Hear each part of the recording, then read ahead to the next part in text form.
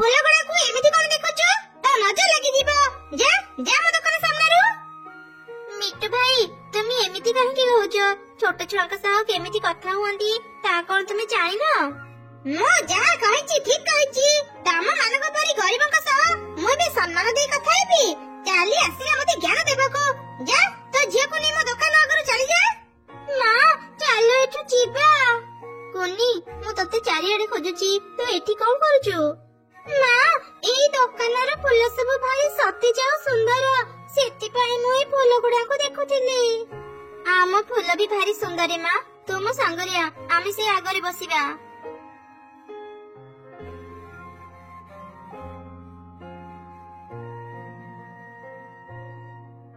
मामा तुम्ही सब फूल को राणुचा हमर गोटे भी फूल सतेज नाही सब फूल एमिति सुखिला काहे के देखा जाउची मु सब फूल काऊ भाई का बगीचा रहची काऊ भाई का घर अनेक दूर एते दूर रे फूल आइला बेली खरा रे ही सब फूल सुखि जाउची मां आम घर बाहर तो अनेक जगह अछि सेठी हमें फूल चाष करले बहुत भलो होंता तुमको आ कष्ट करी काऊ अंकल का बगीचा को जीवा को पड़ंतानी मारी फूल चाष करिया पई अनेक टंका दरकार एते टंका हम पाखरे नाही चाड़ी तो फूल बिक्री करूछु ता फूल गुडा केते सुखिला देखा जाउची गोटे फूलर दाम तो केते रखिछु गोटे फूलर दाम 20 टंका कोन हैला एते टंका अन्ना ना थाउ मो पाख दुकान को जाउची ना ना आपण जानतोनी केते टंका देबे कहंतो गोटे फूल जदी तुम मते 5 टंका रे देबो मो तार सब फूल नै जीबी अच्छा ठीक अछि दियंतु एई नियंतु फूल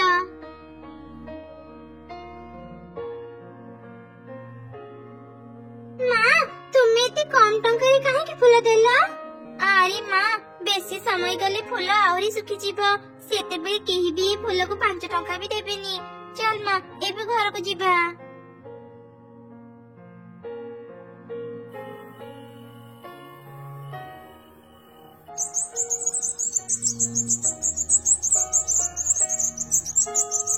मामा तुमे फूल आनिबा को जाउछ हां रे मां शीघ्र काऊ भाई का बगीचा को न गली फेरु फेरु डेरी ही जीवा डेरी हेले फूल सब सुखी जीवा मां मो दिने भी काऊ अंकल का फूल बगीचा देखिनी मते आज तुम संगरे नै जाओ ना मां मो थरी से फूल बगीचा देखि आसीबी अच्छा ठीक अछि आस मो संगरे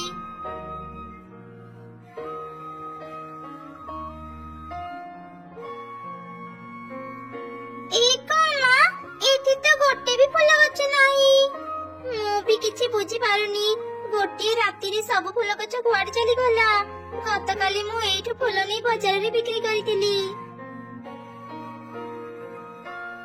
अरे चढ़े मु मोर सब फूल गछ बिक्री करि देइछि तू कालीठु आ फूल नेबा को आसीबुनी इमिति काहे की कलो काऊ भाई फूल बिक्री करी मो घर चलौतली एबे मो नया काम कोठी पाइबी काले सहर रो जणे बड़ फूल व्यवसायी आसीथिले से मते भलो टंका देबारु मु तांको मो सब फूल गछ बिक्री करि देली मु मो जमी रे कदली चाष करिबी तू जदी चाहिबू मो जमी रे कदली गछ लगेई तार जत्न नै परिबू मास शेषरे मु तते दरमा देबी हां हां काऊ भाई मु ए काम करि पाइबी एमिति रे भी मो पाखरे काम नाही तुमे जदी मते काम देबो मोर बड़ उपकार हेबो अच्छा ठीक अछि आत्म सांगरे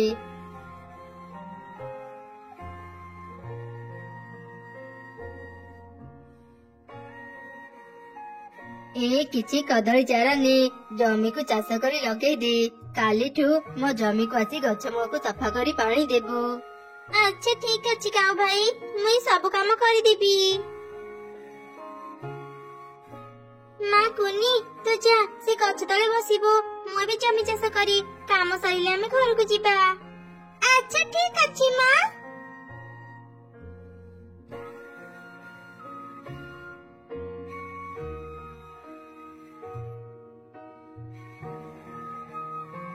सब गछ त लगे दिली ए गोटे छोट गछटी बळी गला ए गछटी लगेबा को जागा भी नाही के चढ़ी तो काम सरी गला हां हां काऊ भाई मोर सब काम सरी गला हेले काऊ भाई ए छोट चाराटी बळी गला ए चारा गछ लगेबा को जागा नाही ଏତେ ଛୋଟ ଚାରା ମୋର କୌଣସି କାମରେ ଆସିବନି।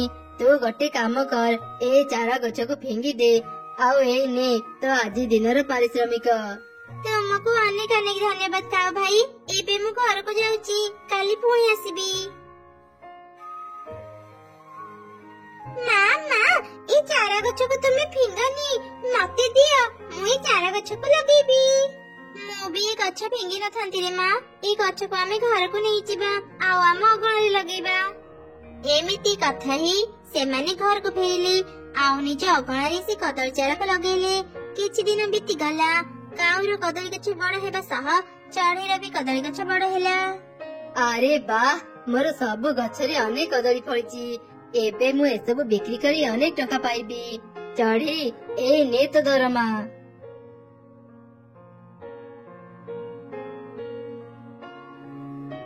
ବାଃ, ଆମ ଗଛରେ କେତେ କଦଳୀ ଫଳିଛି। ମୁଁ ଏବେ ଗୋଟେ କଦଳୀ ପାରି ଖାଏ। ଏ କଦଳୀଟା ଏତେ ଟାଣ କାହିଁକି ଲାଗୁଛି? ମୁଁ ତ ଜମା ବି ଖାଇପାରୁନି। କଣ ହେଲା ରେ ମା, ତୁ କାହା ସହ କଥା ହେଉଛୁ? ମା ଦେଖ ନା, ଆମ ଗଛରେ କେମିତିକା କଦଳୀ ଫଳିଛି। କଦଳୀ ଗୁଡା ବହୁତ ଟାଣ, ମୁଁ ଜମା ବି ଖାଇପାରୁନି। ଏ କଣ ରେ ମା, ଏଗୁଡା ତ ସୁନା କଦଳୀ। ଆମ ଗଛରେ ସୁନା କଦଳୀ ଫଳିଛି, କିନ୍ତୁ କାଉ ଭାଇଙ୍କ ଜମିରେ ତ ଗୋଟେ ଗଛରେ ବି ସୁନା କଦଳୀ ଫଳିନି। ତା ମାନେ ଆମ ଗଛଟା ସାଧାରଣ ଗଛ ନୁହଁ। ହଁ ଚଢେଇ, ତୁ ଠିକ କହିଲୁ। ମୁଁ ସାଧାରଣ ଗଛ ନୁହଁ, ମୁଁ ଗୋଟେ ଯାଦୁର ଅଭିଶପ୍ତ ଗଛ। ଆରେ କଦଳୀ ଗଛ, ତୁମେ କଥା କହିପାରୁଛ, ହେଲେ ତୁମେ ଅଭିଶପ୍ତ କେମିତି ହେଲ? ସେ ଅନେକ କାହାଣୀ। ମୁଁ ଜଣେ ପରୀ। ମୁଁ ଥରେ ମୋ ପରୀମାଙ୍କ ସହ ଏହି ଜଙ୍ଗଲକୁ ବୁଲିବା ପାଇଁ ଆସିଥିଲି। ମୁଁ ବହୁତ ଗର୍ବୀ ଆଉ ଅହଙ୍କାରୀ ଥିଲି। ମୁଁ କାହାକୁ ବି ସାହାଯ୍ୟ କରୁନଥିଲି। ମୋର ଏଇ ସ୍ୱଭାବ ପାଇଁ ପରୀମା ମତେ ଅଭିଶାପ ଦେଇ ଗୋଟେ ଛୋଟ କଦଳୀ ଚାରା କରିଦେଲେ।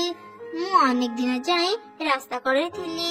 ଦିନେ ଜଣେ ଗଛ ବେପାରୀ ମତେ ତା ସାଙ୍ଗରେ ନେଇଗଲା। ସେଇ ଗଛ ବେପାରୀ ପାଖରୁ କାଉ ଅନ୍ୟ କଦଳୀ ଚାରାଙ୍କ ସହ ମତେ ବି କିଣି ଆଣିଲା। ଏମିତି ମୁଁ ତମ ମାନଙ୍କ ପାଖକୁ ଆସିଲି। ତମେ ମାନେ ମୋର ଏତେ ଯତ୍ନ ନେବାରୁ ମୋ ଗଛରେ ସୁନା ଫଳିଲା। ପରୀ, ତୁମେ କଣ ଏ ଗଛରୁ କେବେ ବି ମୁକ୍ତ ହେଇପାରିବନି? ଆମକୁ କୁହ, ତୁମେ କେମିତି ଅଭିଶାପରୁ ମୁକ୍ତ ହେବ? ତମେ ମାନେ ବହୁତ ଭଲ। ତମେ ମାନେ ମତେ ଏ ଅଭିଶାପରୁ ମୁକ୍ତ କରିପାରିବନି, ହେଲେ ହଁ, ମୋ ଜୀବନ ଥିବା ପର୍ଯ୍ୟନ୍ତ ମୁଁ ତମ ମାନଙ୍କୁ ସାହାଯ୍ୟ କରିବି। ଏବେ ତମେ ମାନେ ସବୁ ସୁନା କଦଳୀ ବିକ୍ରି କର ଆଉ ନିଜ ଅଭାବ ଦୂର କର। ଚଢେଇ ଆଉ ତାର ଝିଅ କିଛି ସୁନା କଦଳୀ ବିକ୍ରି କଲେ ଆଉ ସେ ଟଙ୍କାରେ ଏକ ନୂଆ ଘର ତିଆରି କଲେ। ସେମାନେ ଗରିବ ଅସହାୟ ଚଢେଇ ମାନଙ୍କୁ ସାହାଯ୍ୟ ବି କରୁଥିଲେ। ଦିନେ ଏକଥା କାଉ ଜାଣିବାକୁ ପାଇଲା। ସେ ରାଗି ଯାଇ ଚଢେଇର ଘରକୁ ଗଲା। ଆରେ ଚଢେଇ, ତୁ ଭଲ ଆଉ ସଚୋଟ ଭାବି ମୁଁ ତତେ କାମ ଦେଇଥିଲି, ହେଲେ ତୁ ଏତେ ବଡ ଲୋଭୀ। ମତେ ମିଛ କହି ମୋ ସୁନା କଦଳୀ ଦିଆ ଗଛକୁ ହିଁ ନେଇ ଆସିଲୁ। ଫେରା ମତେ ମୋ କଦଳୀ ଗଛ। କାଉ ଭାଇ, ତୁମେ କଣ କହୁଛ? ତୁମେ ଏ ଗଛକୁ ଫିଙ୍ଗିବା ପାଇଁ କହୁଥିଲ। ଆମେ ନ ଫିଙ୍ଗି ଆମ ଅଗଣାରେ ଗଛ ଲଗେଇଲୁ। ଏ ଗଛରେ ସୁନା କଦଳୀ ଫଳିବ ତ ଆଗରୁ ଆମେ ଜାଣିନଥିଲୁ। ଏ ଗଛକୁ ଆମେ ଛୋଟରୁ ବଡ କଲୁ। ଏବେ ଯେତେବେଳେ ସୁନା କଦଳୀ ଫଳିଲା, ତୁମେ ଏ ଗଛ ନେବାକୁ ଚାଲି ଆସିଲ। ତୁ ଏ ଗଛକୁ ବଡ କଲୁ ବୋଲି କଣ ଏ ଗଛ ତୋର ହେଇଗଲା? ଏ ଗଛକୁ ମୁଁ କିଣିଥିଲି, ତା ଉପରେ ମୋର ବେଶୀ ଅଧିକାର ଅଛି।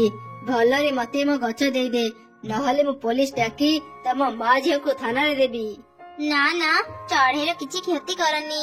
ତୁମେ ଯଦି ମୋ ପ୍ରକୃତ ମାଲିକ, ତେବେ ଠିକ ଅଛି, ତୁମ ସାଙ୍ଗରେ ମତେ ନେଇଯାଅ।